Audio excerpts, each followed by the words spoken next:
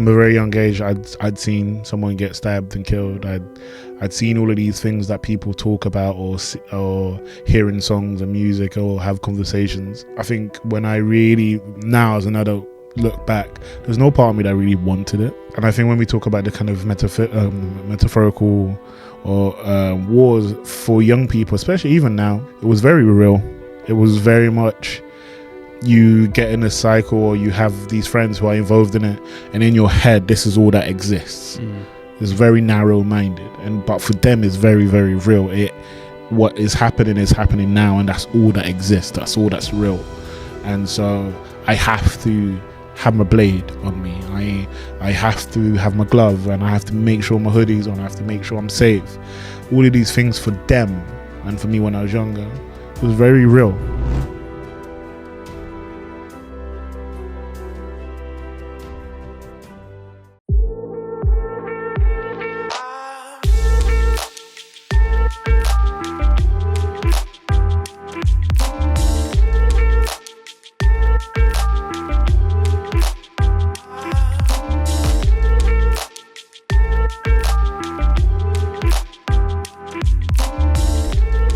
Welcome back to Roots. This is the show where I speak to people who have found their calling.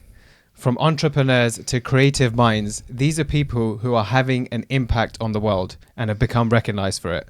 And what I look to do is uncover their generational influences, the role that their roots and their culture have had in shaping who they are and contributing to the impact that they're now having. And today's guest is not just an incredibly talented photographer, but he is a visionary and just a great man who is changing lives through the work that he's doing. His work, was that? That's too kind. Sorry. He did not even pay me to say that. Yeah, I mean, you've worked with the likes of Adidas, Canon, Crack Magazine, Getty Images, Red Bull Music UK, and I did a search for your name to see what articles of you came up, but the main thing that I came across was just how many images you've taken or photos you've taken associated with images on well-known websites across art, across politics, and across all kinds of news articles where a lot of people would have come across them. And until I searched your name and then saw an image that I know is professionally taken, and underneath it says image taken by Francis Augusto. And now I'm sat across the man who's taken a lot of these images. So thank you for the intro. I think one thing that's really interesting is how many people are surprised by my work when they see me or I meet them and they haven't seen any of my work, and then they go and do the search, or I send them my Instagram, I send them my portfolio. I think sometimes there's an interesting missing link between who I am and how I present myself and my work, and then you see it all together and it all kind of makes sense. And so a part of me really enjoys that. And also some of the clients you mentioned, a lot of the work was way back when I got into photography, and there was a lot of energy, and I think the work that I was creating back then was really exciting. And some of the work that I've done now, and some of the clients you notice as well, it's a little bit different but has the same essence. And I think the conversation we're having around people and about how important it is to have that link between your root and who you are and how your work represents that, I think is super interesting. And you touched on it beautifully, which is that when people make that association between the link between your story and ultimately your output now and what you're looking to do through it, because it's one thing taking photos and becoming recognized for it, but it's another thing bringing out the narrative of what you're actually trying to create through the photography. So drawing on that link, trying to go back to the start of that first link and where it kind of knotted with the next link. I don't know, that's the best metaphor I could think of when it comes to chain links, but where do you think that story began, going back through your own roots? I think there's a funnily, during the talk that where we met for Creative Mornings, I was having conversations with friends around, and Al being one, around like how I've got to different parts of my life and where it began as well. And he mentioned there's a link between everything, which is this kind of notion or this phrase of protect your energy, and sometimes, and not being afraid to do the things that might seem scary, that ultimately feel right to you. And that comes from my mum and pretty much a lot of the kind of cis women in my life that I grew up around. So my family, my aunties, my sisters, my cousins, but fundamentally it's from my mum and my grandma, in a sense of, so I was born in Angola during the Civil War, and my grandma, like the most kind of the epitome of a matriarch in terms of just being strong, and everyone understood her and respected her. And my mum made the trip, or kind of sought asylum to the UK via Portugal, France, Switzerland, and France again, and then England. And in all this process, there's like this continuous thread of resilience and this continuous thread of finding an inner power to make the decision and then following it through. And sometimes those decisions may come with a huge repercussion that you have to accept. Yeah. And I think in my work, or in the person I want to be, is try to represent that as much as possible. And there's some decisions I made in my career that, in retrospect, maybe it wasn't the most straightforward decision, and maybe it wasn't the best decision for other people, but for me, I felt like I had to make it. And it comes from mum, and it comes from her always just feeling as if she not only has to prove it to herself, but she has to prove it to our family and our lineage that we are still here, we are going to continue, because of everything that's happened in Angola. And it's really interesting when we look at kind of the third culture kid, or if you're a diasporic child, or and all of these experiences are so nuanced, and this idea of discovering who you are takes so much courage. And I think for me, fundamentally to who I am, there's a level of courage, resilience that I can only kind of attribute to mum and grandma. There's one thing that you said there, which I absolutely love. It's the idea of almost proving and standing for that lineage that you've come from, which acts as a driving force. And it reminds me of a guest that I had last year called Damilare, who he came from Nigeria, and I mean, his journey is fascinating. I'll put the link to the episode as well. But one of the things that he said that stood out for me, and it is all about, it comes to this idea of reframing, which I'll be interested to get your opinion. But when he was asked, like, what really motivates him, and how does he deal with the challenges of being a Nigerian immigrant that came into the UK, and he said that one thing that he thinks that gives him the extra fire, which gives him this unfair advantage over other people, including other British-born black people, is that for him, the downside of not making it in whatever sphere that was, he didn't have that option. Because for him, the cost of failure meant that he ultimately would have to go back to Nigeria or be left with nothing. And so it factored in that not only did he come from, he came into the country at a time when being that kind of minority was a challenge, but compared to other British black people who their cost of failure is they still have their life in the UK. He didn't have a life in the UK. He left his life behind in Nigeria to come to the UK. So he's got this double dose of like, I am not only standing up for other black people, but I'm standing up for other immigrant black people. And failure means I go back to zero and I have to go back. And so a lot of people, he said, see that as, this is my challenge and this is what makes life unfair for me, and things are so much harder for me to get to. But for him, it's like, because I have all these things stacked, that the downside is so significant, I almost cannot fail. I have to do it. And that kept him waking up every day and pushing to his hardest. So yeah, it was the same concept, because he still established the fact that he was an immigrant black, but the reframing gave him a completely different perspective on how he did manage to get to where he did. I think I see where he's coming from, and there's a part of me that agrees with it. There's also a part of me that vehemently disagrees with it, in the sense of, when you're from the kind of the global majority South, Africa, anywhere else, there is this kind of ideology that when we come to the West, it's our time to we can't go back to wherever we came from because that's the worst place possible. In reality, again, talking about reframing, when we reframe that is have the same energy and the same fire to do what you need to do to get to the place that you want to get to, because that will allow you to have such abundance to be able to give to others, right? But the zero isn't going back to Angola or going back to Nigeria. The zero is not getting up.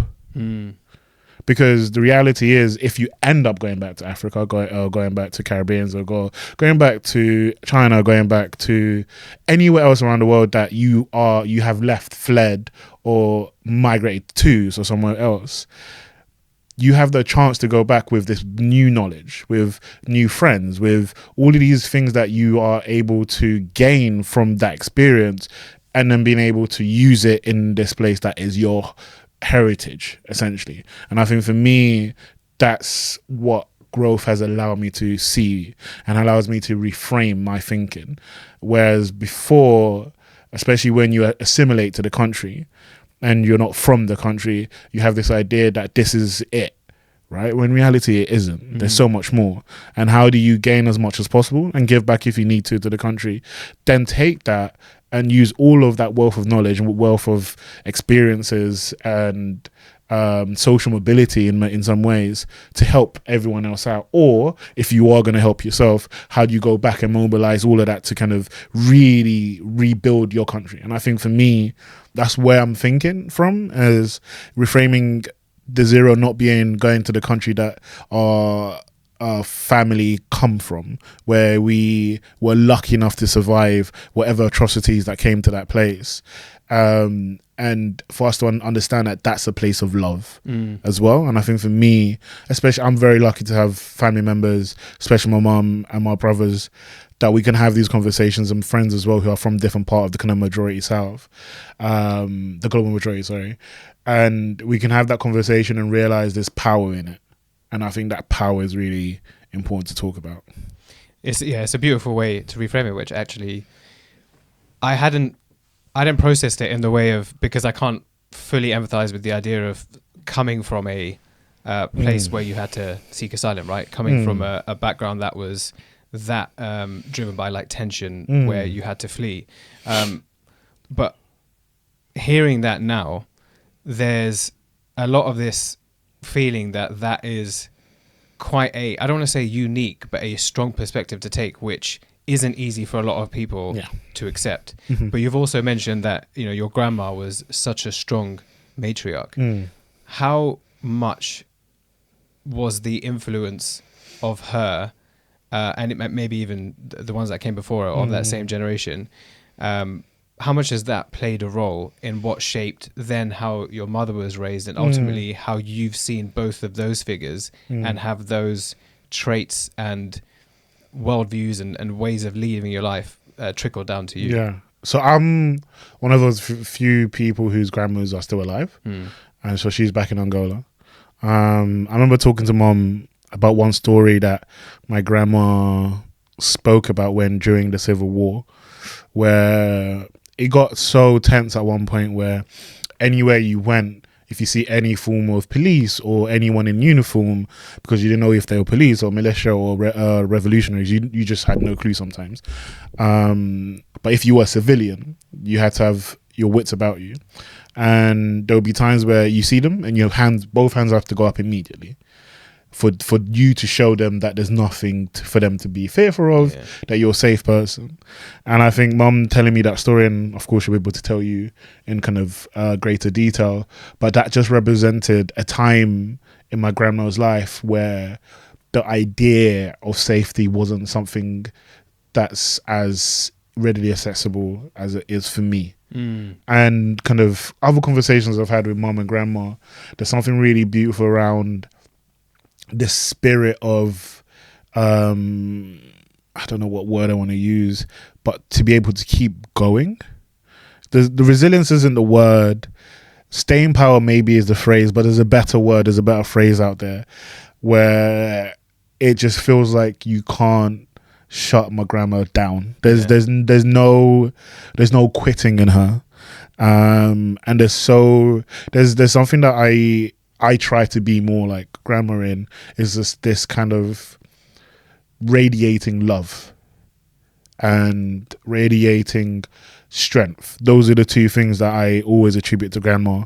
Anytime I have conversations with her through my mum, because I can't speak Kikongo, which is the language my grandma speaks.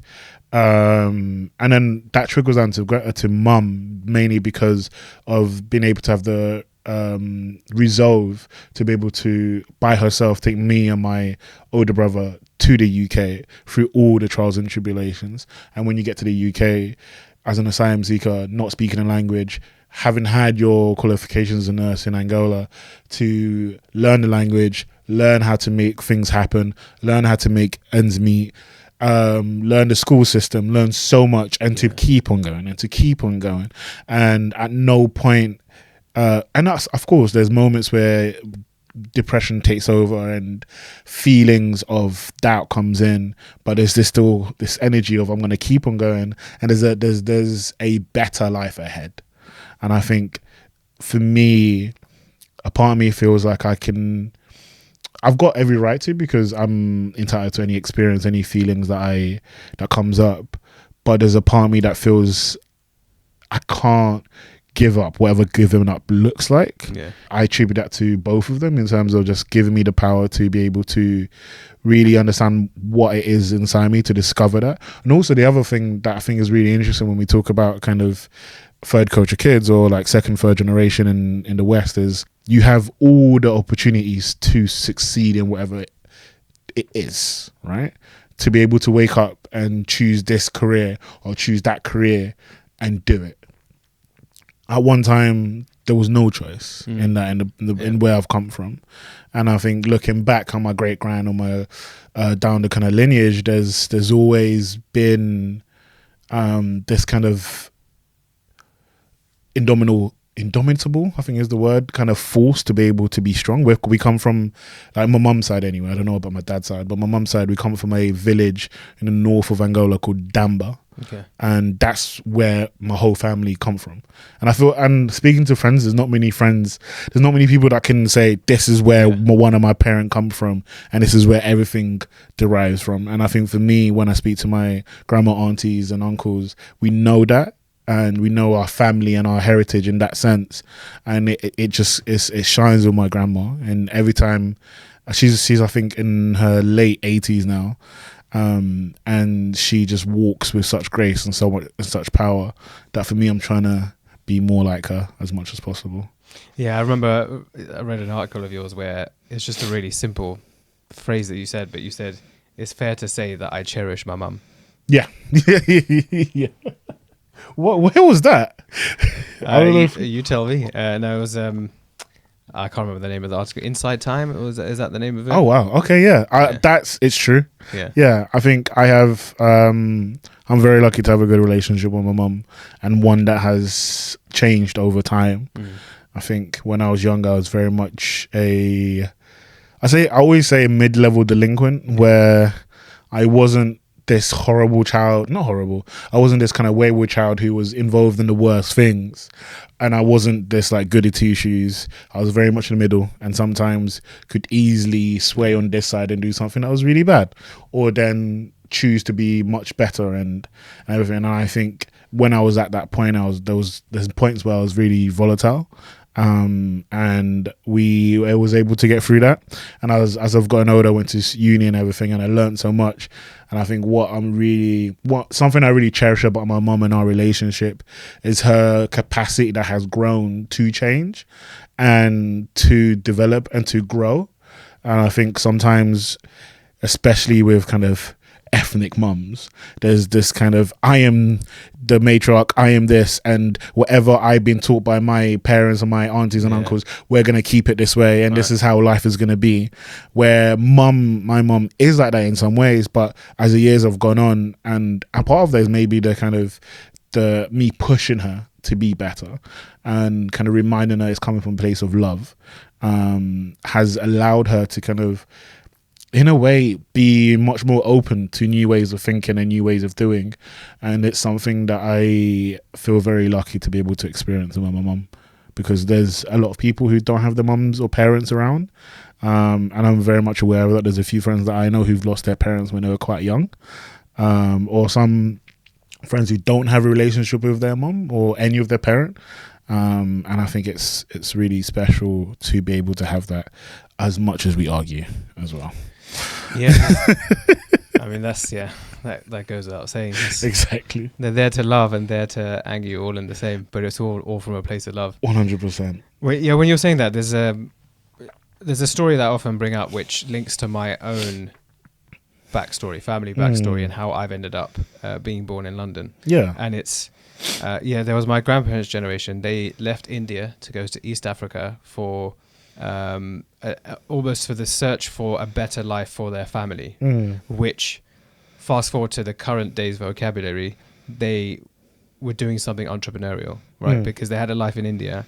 It was not progressing that much because India back then was economically nowhere near as prosperous, or didn't have as much opportunity as Africa. So they moved across to Africa. They were one of the fortunate few that took the approach of going there voluntarily and trying to set up something for them, rather than what the British Empire did and dragged them across to build the railways. Then going on to my dad's generation and my parents' generation, he actually came to London to study probably about 6 years before 1971, which is when Idi Amin came and kicked them out. By them I mean all the South Asians, because he'd taken that move and done something that was quite against the grain, in the sense that no one was really leaving East Africa to go to London unless they were from a very rich background. And my grandparents didn't like it. It took a lot of effort to get my dad over, but because he went against the grain to do that, to come here and study, it indirectly allowed him to set up a base that when the conflict did start and Idi Amin was saying all the South Asians have to leave, the rest of the family were able to come across. So not like it was purposely done at the time, but because of this moment of going against the norm, that had ultimately, I can't say for definite, but that had a huge contribution to why me and my family and the cousins and the aunts and uncles that I have here were able to set up such a life for themselves here, right? Whereas, and this is the point I really try and draw home, that it's easy being born, of my generation in London and just seeing other East African Indians and being like, oh yeah, we're common.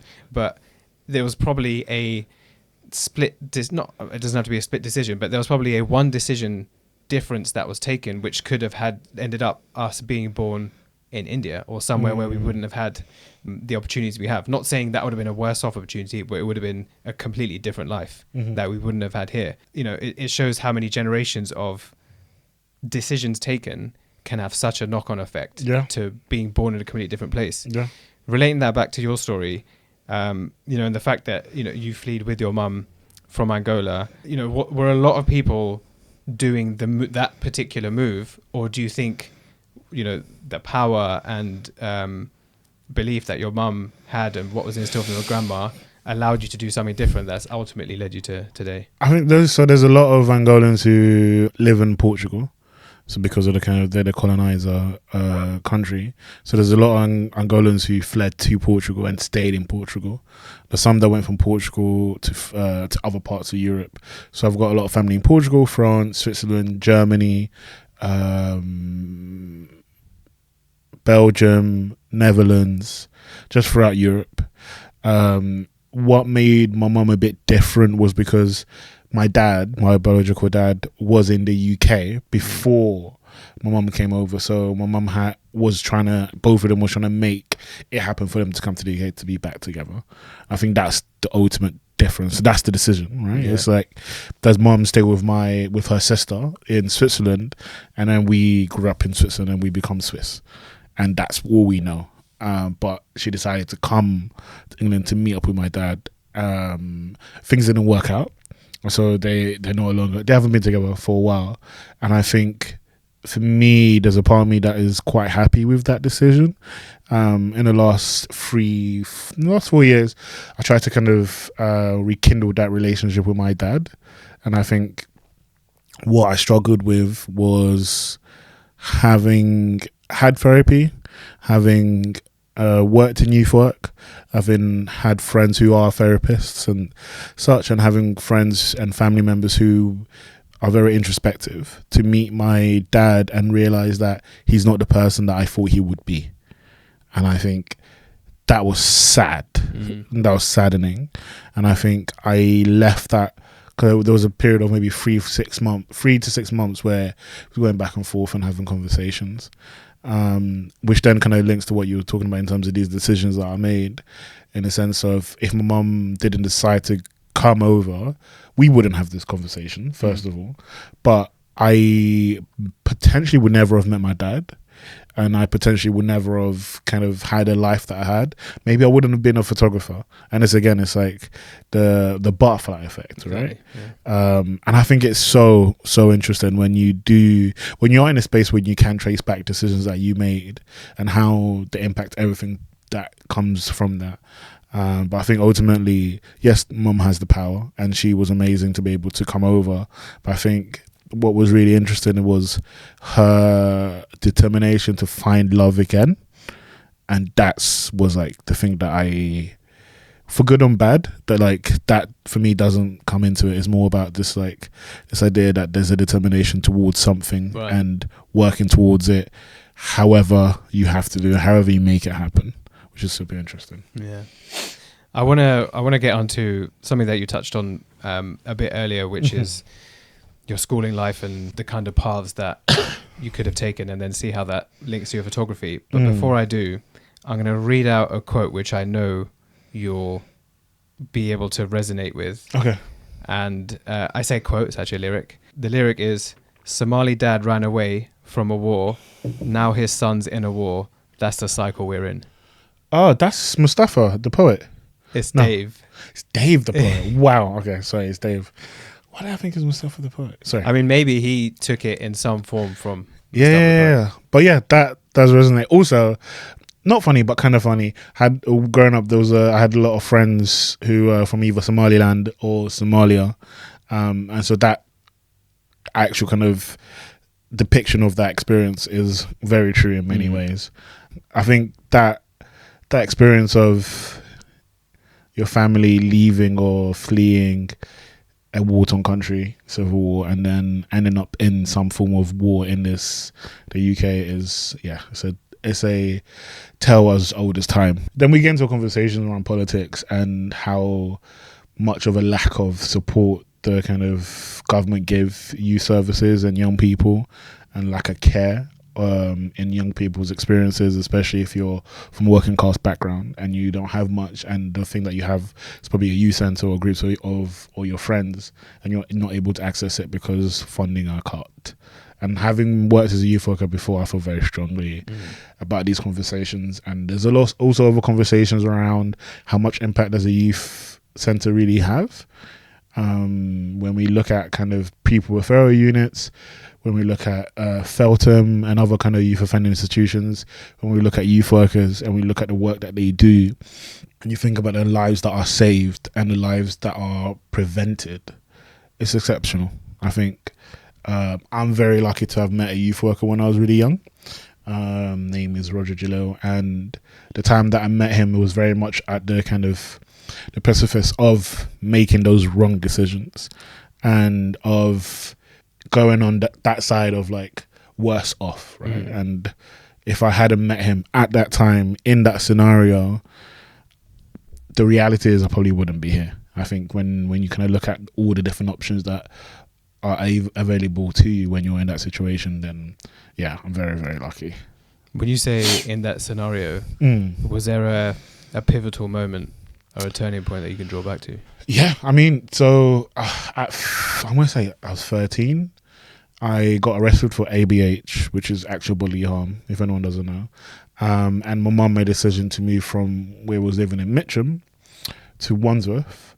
And she gave me the choice whether I want to stay at the same school or go to a different school. I was going into year 9 at that time. And when you're young, you don't have any real foresight. So in my head, I was like, if I leave my school and I go to a different school and I go to this new school and I tell this new school kids that I'm from this other school that was from this other area of London or of Southwest London, and they know that area and they know people affiliated with that area, then I'm just going to get beaten up every day. Right. I'd rather go to the same school, wear clothes that are neutral, so you don't know what school I go to, and just like make that trip. It was like an hour and 15 minutes there. So like good 2.5 hours there and back every day. And for me to go from my school home, I would have to get the tram from Mitcham to Wimbledon, get the train from Wimbledon to Vauxhall, and get the bus from Vauxhall to where I lived in Lambeth in an area called Patmore Estate, which is between Battersea and Lambeth. And that was the travel every single day, consistently. And one day, these group of boys from a school around the area saw me, and then they realized they saw the school badge, started fighting. Luckily I got out, and I was beaten up quite badly. I got home, went straight upstairs. Of course I'm not going to show my mum. Had a shower, and I was just really angry, and I was just waiting and thinking of a way to get back at every single one of them. A few weeks go past, I'm on my way home, and I hear my name. And I don't know any older guys in the area because I purposefully stayed at home most of the time, and it would only play out with the kids who were not involved in anything. So I just kept it really safe. So when I saw this group of grown men call me to them, my heart started beeping. I took my phone out and I put my older brother's name ready to call him, just in case anything happened. And I remember somebody saying, "Oh, and you play football, right?" I was like, "Yeah." He goes, "Are you good?" I was like, "Come on, of course I am. It's not a game, it's real."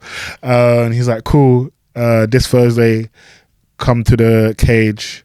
There's like an AstroTurf cage down the road, and we're having tryouts for the team." I go to the cage, and I see one of the boys who rushed me. He was part of the 15. We just started fighting, and then Roger came, was like, "We can't do that." Then we trained the rest of the game, and then I spoke to Roger after that. Went to the youth centre for the first time.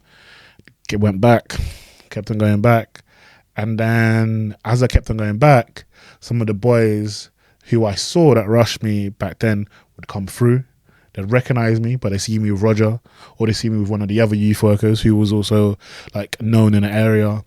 And nothing would happen. We just like continue, and all of that slowly dissipated, and this idea of revenge slowly kind of withered away. Wow. I remember when I was 16, I got qualified as a youth worker, so I started leading groups as well, and then went to college. In between college and just other stuff, was working at youth centre as well. Then got involved with a youth charity called London Youth, and started kind of doing advocacy work with them as well. And then all of that went into kind of more third sector work before photography took over. So having that experience when you're really young and being full of anger, and wanting to find somewhere to kind of express that anger, to make it, and kind of meeting someone, and how that interaction, that encounter changes absolutely everything. And I think, I wouldn't be here without him. How many of your generational stories, or those valuable memories and life lessons, are lost over time simply because they're never captured or shared in any meaningful way? And how would you feel if some of your key life events were never remembered by the generations to come? So over lockdown, I recorded some of my family stories, and there's two things that fascinated me. The first was just how many interesting things that my own family had been through that I would have had no idea about, and how some of these have been so defining in the way that my life has turned out. The second is that even though I have an iCloud storage account, I've got social media profiles and so many WhatsApp groups, there's no way that I would be able to share some of the key pictures, videos, and memories that I have with the generations to come in a way that they'll remember the key things about me. So this is where Lifetimes comes in. Lifetime's focus is on community and connection through oral storytelling, where experiences can be contributed by multiple voices. The whole idea is we want these stories about you to be remembered, and for the generations to be able to hear about you told in your own voice. Lifetimes is going to be free to all listeners of this podcast, and it's going to be available in the next few weeks. So if you want to find out more and find out how you can register to get free access once it's released, you can go to lifetimesapp.com. It will also be in the description, and there you can find out a whole lot more about how it's going to work and how you can start to leave your own piece of your legacy. You know, even in that story, the mentioning of Roger, you know, he clearly played a very pivotal role in the direction you ended up taking, but that anger could have ultimately made you decide to fight back, right? And not take on board what, you know, looking objectively now is obviously the better thing to do, which is, you know, follow that route. And, you know, going back to that quote by Dave, people come from families where their family have fled these war-torn countries, and then they get into these metaphorical wars that we talk about, you know, sometimes it's called postcode wars or whatever, right? Where it's like, you know, the young generation, or like at least the children of the immigrants that have fled the war-torn, have created their own wars, even when their family have tried so hard to get away from it. And I know for you that was something that that concept stuck. Which, did that have an influence on what led you to think, okay, there's probably a safer, less destructive route to take here? I think it's a mixture of everything. There was a part of me that really and truly didn't want to be involved, because I knew and I saw firsthand the results of it. So from a very young age, I'd seen someone get stabbed and killed. I'd seen all of these things that people talk about or hear in songs and music or have conversations. And I think when I really, now as an adult, look back, there's no part of me that really wanted it. And I think when we talk about the kind of metaphorical or wars for young people, especially even now, it was very real. It was very much, you get in a cycle or you have these friends who are involved in it, and in your head, this is all that exists. It's very narrow-minded, but for them, it's very, very real. What is happening now, and that's all that exists. That's all that's real. And so I have to have my blade on me. I have to have my glove, and I have to make sure my hoodie's on. I have to make sure I'm safe. All of these things for them and for me when I was younger was very real. And I think it wasn't until I kept on seeing the same patterns play out, and again, of course, meeting Roger helped me snap out of it more, helped me see the world that's much bigger. And I think the reality is, when we look at kind of young people, especially young men, and how important it is to have other men around you that are positive role models. So then when your mum or your dad does say something, or your other people around you say something, it hammers home a bit more. And I think a part of that is me with my little brother who's 16, and so I try to be a best version as I can be for myself, but also I have male friends who are around me who I try and I tell Samuel to lean on them if they need to, or because he plays football, we have a cousin who's a professional footballer who I'm like, talk to him. And then I have other cousins who played football or are different positive role models. So then he doesn't get in a situation where he has to think about that. Yeah. His life is very much, this is the reality that I have. I have these positive things. I have these things happening. So that becomes a reality. Whereas when you're young and you're involved in that situation, that's a version of reality that exists until you die or in prison, or something really positive jolts you out of that situation. And in relation to kind of having the understanding of roots, a lot of the kids are understanding. A lot of the kids who come from these countries whose parents fled and came over, they're very much aware of it. But in reality is their parent are not combating the situations that they're combating on an everyday basis. Right. And a lot of the time these parents don't understand why the kids are doing this, and a lot of the time it's because the kids feel lonely or they don't have a form of community. Because when we kind of think about it, when my mum and other parents coming from these kind of war-torn countries, these kids have their friends, and their friends become the village. So you copy what other people around you are doing, and sometimes the parents don't understand it, and they can't penetrate that conversation because they don't get it. Whereas for me, I was lucky enough that Roger understood it and understood how to get through to me, which made it easier for me to kind of slowly come out of that. I think there's a space to have conversations around how do we understand young people more than just vilifying them and saying that they should be different. Yeah. You know, the way that's taken you down the path that it's have. So you started working in social work, and then that transition that happened from that into ultimately finding this space in photography and what you're trying to achieve there, was that something you always intended to do or saw coming? No, I honestly, and I didn't know what I was going to do. Yeah. I didn't know what I wanted to be as an adult until 2 years ago. Wow. So it was everything that's happened up until like a few years ago was all, I'm just going to figure it out and I'm going to keep going. Oh, this feels good. I'm going to keep going. I'm getting good at this. Okay, cool. Let me do this. Let me learn about this. And so when I first got into photography, it was just because my friend at college, Aaron, he was doing a photography course. And I had a couple friends, Jake and Ashley, who are photographers as well. I was like, this is kind of cool. Let me see if my mum will get me a camera. No, she's not going to get me a camera. Cool. Let me get my great uncle and cajole him into making my mum go to Argos and getting a camera. Smart. Yeah. You got to make shit happen. Yeah. And so when I got the camera, I was like, oh, this is fun. I'm just going to take pictures. And then it got fun. And so I continued taking more pictures. And I wanted to get better at it. And I think that's something that I've always had. Once something clicks, there's an obsession to get better at it. And so once the photography started to feel good, I knew that I wasn't where I wanted it to be. So I just kept on trying to figure out different ways, whether it's like YouTube tutorials or going to kind of open courses, meeting people, just kept on figuring out what's next. And so eventually there was a moment in 2016 where I had to make a decision between photography and youth work. Pardon me, because youth work and the third sector started to get relatively stagnant. And Iron Cage was very heavy on me, and I got very tired and fatigued from the work I was doing, and I'm feeling as if I wasn't going anywhere. And some conversations I'd had with people, I just felt like there's no growth here, and I got very frustrated with it.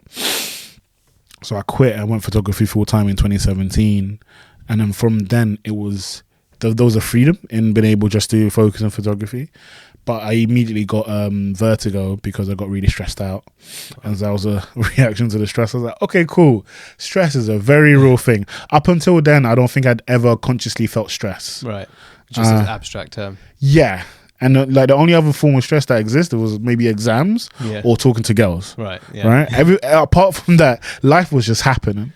And I realized, okay, cool. This is real, because I was talking to the doctor. It was like, there's no other reason but your level of stress and you not handling it. So I had conversations and I started to kind of figure out, okay, cool. I need to figure out these different coping mechanisms and different real situations I can put myself in to feel much more calm and to be able to control it and to understand it as well. And at the same time, I had that, but also still had this obsession of there's something more for my photography that I can get. So I just hustled. A lot of the work I did in the first couple of years when I went freelance was just event photography. Right. So I went from kind of charity events, random small events, slowly went into festivals and then concerts and then brand event stuff, experiential events. But a part of me still didn't feel satisfied.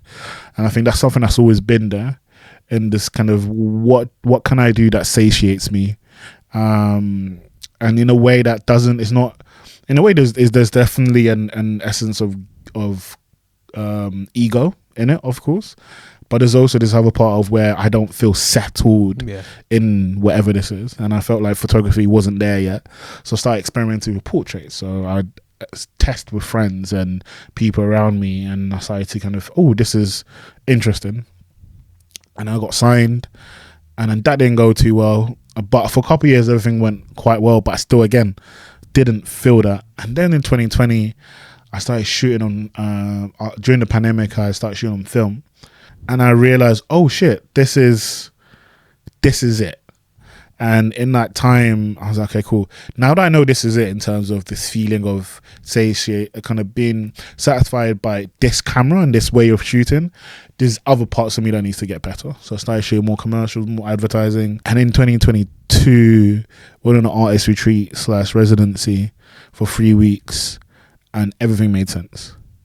Because it's funny talking about it now, but back then it was the first time in my adult life that I had such a long period of time to do nothing. Right. The only thing we did was wake up, say hello, go for lunch, drink, go for a swim, go to the beach, meet new people, have dinner, have drinks, go party, go home. Do that again and again for 3 weeks. There was no push to create anything. I took my camera because my camera was with me all the time. It's kind of the life that you see on like reality TV, right? It is. Where it's like, that doesn't really exist. Yeah. The thing is, it doesn't unless you pay for a retreat, right, or you get put on a residency. And in that time, I fought so much. My two best mates, they take the piss out of me, but I felt such a kinship to the rocks and the water so this was in Greece, in Idra. I felt such a kinship and closeness to them in terms of just like this ability to just be and to be still, and the idea of stoicism and the power that comes from him being in this place and allowing things to happen, allowing thoughts to come through. And in that time I was like, oh, this is what I want to do. I want to be an artist. I want to do what I initially came into photography enjoying, which is tell stories, sorry. But I want to do it here. And I have to figure out what here looks like. And after that, everything else made sense. Every other decision that I wanted to make, no matter how bad the repercussion was, I had to do it because I want to get to a certain place. I still, to this day, feel so closely attached to that time. And I probably will do for the rest of my life. That's my soliloquy for now. There's something in that, and this, sometimes you hear a quote that just really sticks with you, and it just reminded me of this one. I think it's like an age-old quote, which is that society depends on the reasonable, but progress depends on the unreasonable. And it's talking about, I think it's actually society depends on the reasonable man, and all progress depends on the unreasonable man. But obviously, because it's a 2-century-old quote, that's why it's got man in it. But it's just the idea of like the way that society operates and survives is by people being reasonable and following the rules. Capitalism, baby. Right. But then progress is when someone looks at the rules and thinks that these can be bypassed. Yeah. Right. And there are extreme examples. You look at, Martin Luther King, you look at Rosa Parks, right? Even you could consider what like Trump is doing, if we're going to make it sort of like current affairs. It's like he doesn't follow the manuscript of a typical US president, but hey ho, he's just been elected for a second time. So it's like, but he's a very bad man. Right. So it's not, so progress doesn't always have to be positive, but it's just the unreasonable person who steps outside the box of what is like the normal way of doing things is where progress happens. Sometimes it's good, but if we look back at history, those are the moments that are remembered where things are shifted, right? So even looking in your work and kind of some of the things you're saying, did you experience that actually, where there's photographers who kind of follow the script, or other creatives, let's not just limit to photographers, where it's clear to see that probably what the hurdle is thinking that you have to follow a certain blueprint in order to achieve a certain level of progress in your artistry or creativity, whereas taking that mindset of like, I'm going to do things a bit different. Yeah, I think there's only a few interesting actors who do things relatively different. I think it's much easier to do the same thing because you see other people doing it and it works for them. Of course, there's also that thing of just risk. I think we live in a society, we live in a world that's very risk adverse, and I think sometimes it's good to be risk adjacent. And so for me, when I'm kind of seeing people around, I like I like the idea of doing something because it feels good in here, and you're figuring out how do I get the materials or the equipment to make that a reality, and also not to have too much conversations around it, but like when we live in a capitalist society that tells us to go to school, and then we go to school, and then we go to college, and we go to uni, and then we finish uni, we get a job, and then we go, and then we die, because after we get we retire, then it's death. It's like this line, right? And then those, to kind of go on a small tangent, there was a research done around geniuses, and at the end of the whole research, the realization is creativity and problem solving is closely attached to genius level thinking or whatever. And the reality is most kids go from being genius or relative genius, and then you just get taught to how not to problem solve. Right. You get to taught to, you need to find an answer quickly or do this, and then you don't, and you lose the ability to become a genius because you're in the farm of the education system. And the education system, for the most part, teaches you how to be a robot. Right. And so there's no individuality, there's no personality, there's no creativity, there's no genius. It doesn't exist for most people. So for me now, it's really interesting when I kind of interact with other creatives. There's this kind of lack of joy, a lot of the time, and I think that's where you can tell if somebody is interesting in the work that they create. And the joy doesn't need to be like this abundance and somebody's jumping up and down. It's just how they talk about their work and where is that joy coming from. And I think sometimes that's what we're losing as we grow older, is we lose the joy and the fun in the work that we create. Whether we create work that's very depressing because our lives are there, or we create work that's really up here, that doesn't matter. There's got to be a level of joy in it. There's a really young artist who inspires me. His work is very different to mine. His name is Gabriel Moses, and there's like his work isn't, for me anyway, it isn't revolutionary in some ways, but there's so much, the way he talks about his work, the way people talk about him, there's a lot of joy in seeing how he works. And I think for me, that's where I love to see artists and creatives kind of create from. And I think for me, it's like a couple of years ago, I found that, had to make decisions that postponed it, essentially leaving the agency that I was rep by, and slowly finding that again and figuring out where I can take it. And there's so much excitement in that. I think also sometimes I don't know about how you feel about this, I'd love to know, is like the older we get, the more we feel we have to be a certain kind of person. And so if we deviate from that path, again, going talking about kind of being unreasonable, the less people want to kind of interact with you. Yeah. But sometimes more people want to interact with you because it's a bit different. I think that's where I'm at. Yeah, there's 2 points there, but that last one was very interesting, because especially having done this show for the last 3 years and the type of people that I've had on, it's probably something that I've come to a realization about some of the common traits or the common ways that their life unfolds from the moment of deciding to shift to something that they're looking to have like an impact, and not basically just follow that straight line of getting into a job and then seeing out the rest of their life.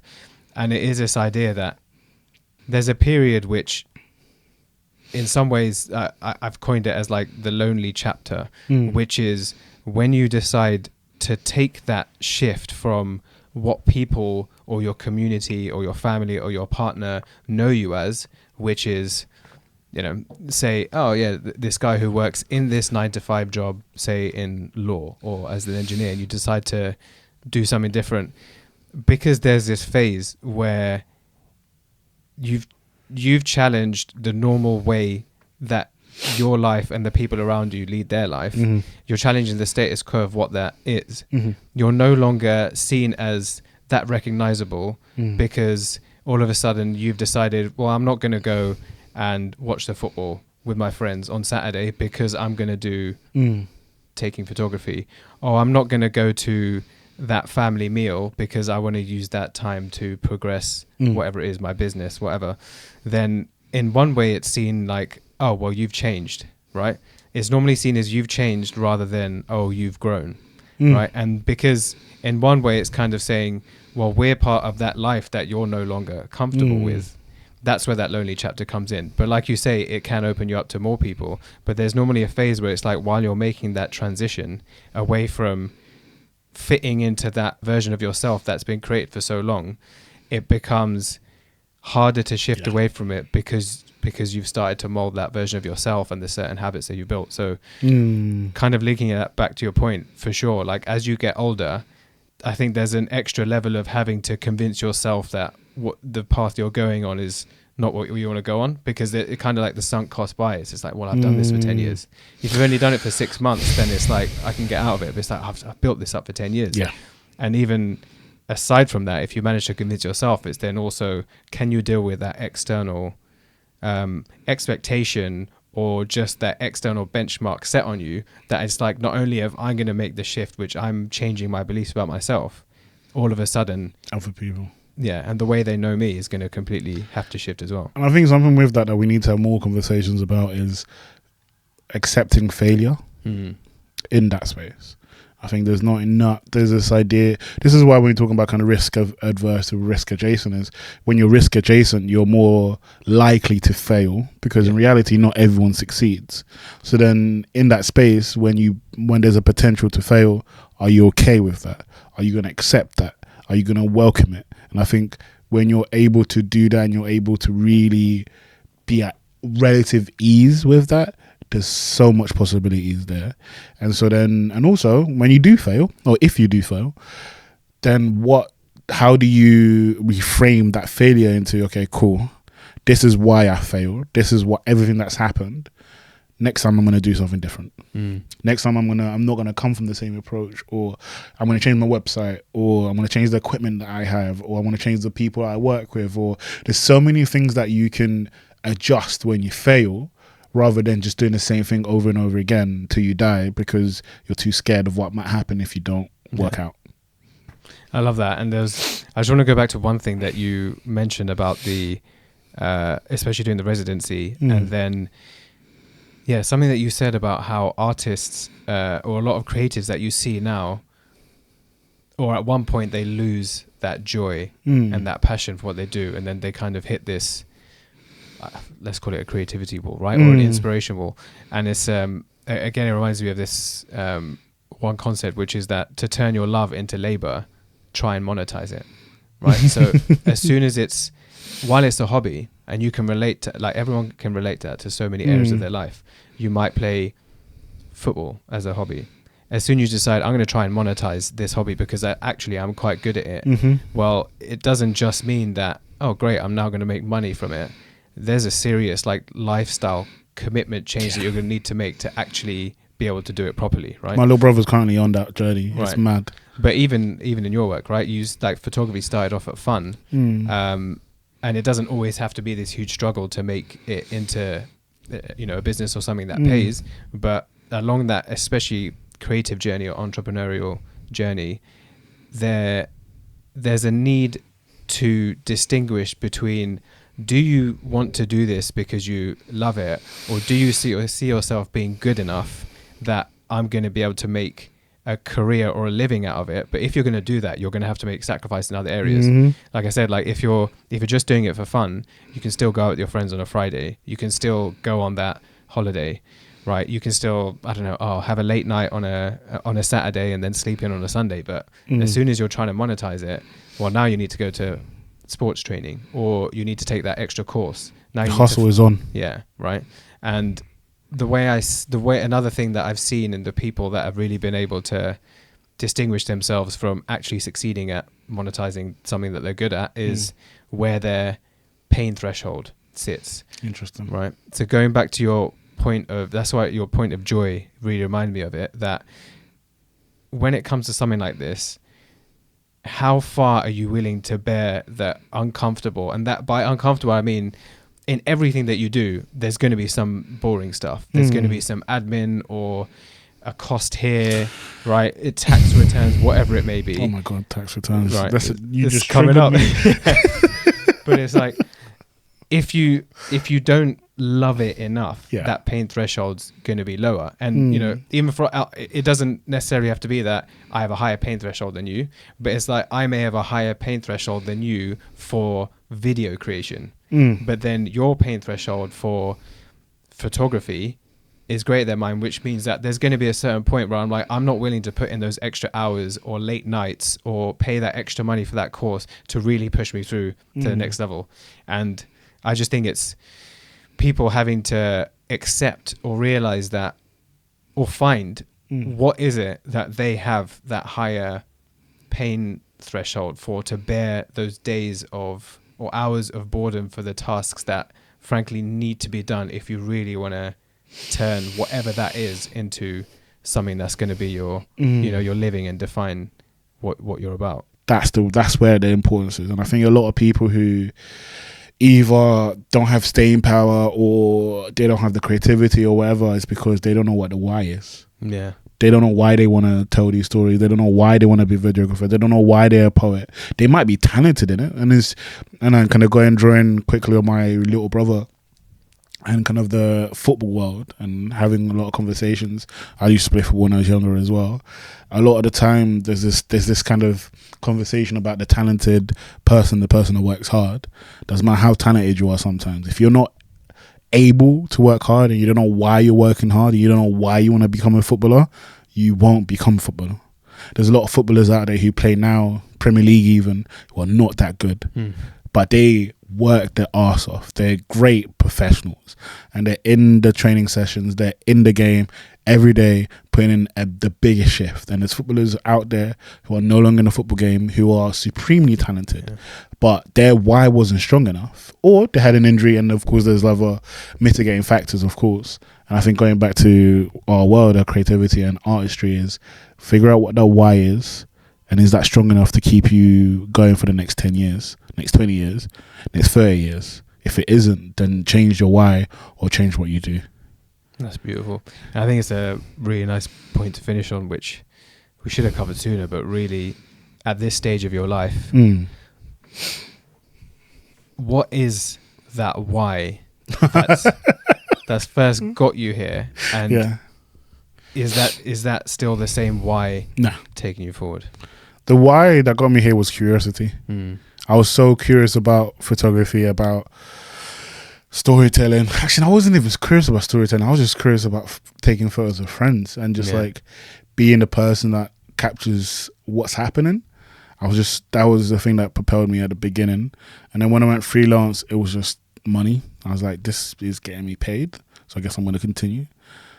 Now, and after the residency, the why really and truly is, can my perspective on storytelling and stories that I find interesting, is that enough to tell those stories?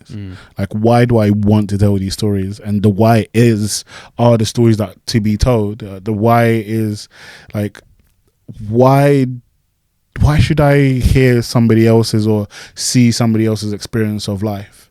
I think for me, that's it. It's people. It's the interest in human beings. It's the interest in why human beings act the way they do. Why do we have such an interest in like small subcultures? Why are we interacting with our bodies the way that we do? Why do I find you interesting? Why do I find this conversation interesting? Why do I look the way I look?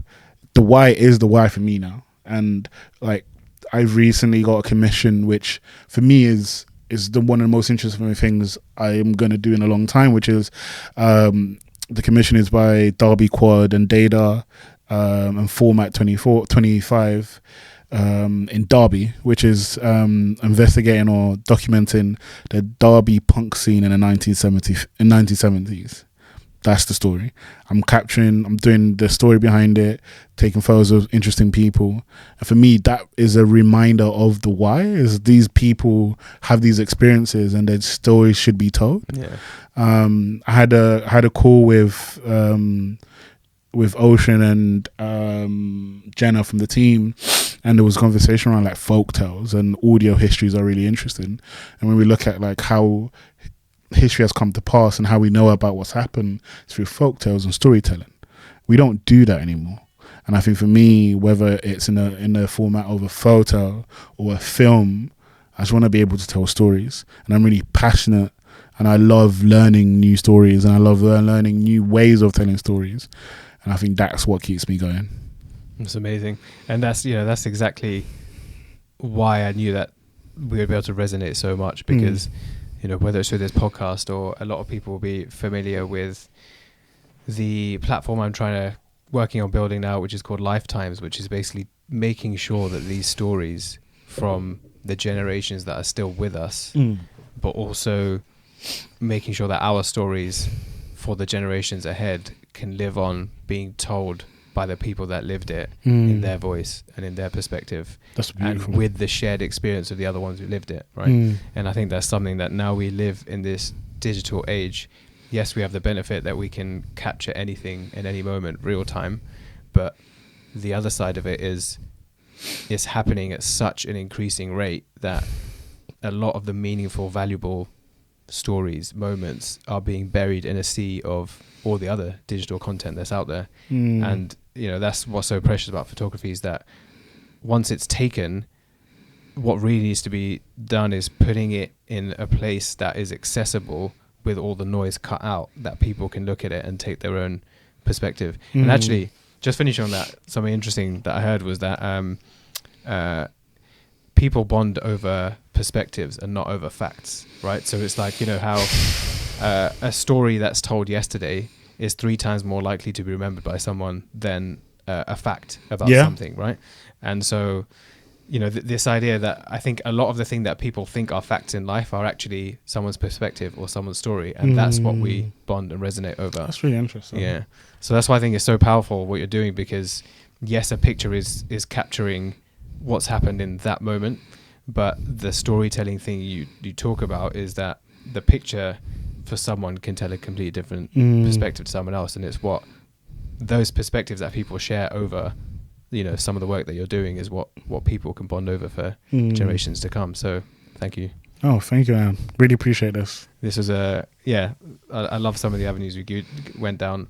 I didn't know what avenues there would be. I just knew there would be interesting avenues. So I really hope it's something that a lot of the people that hear it can resonate with.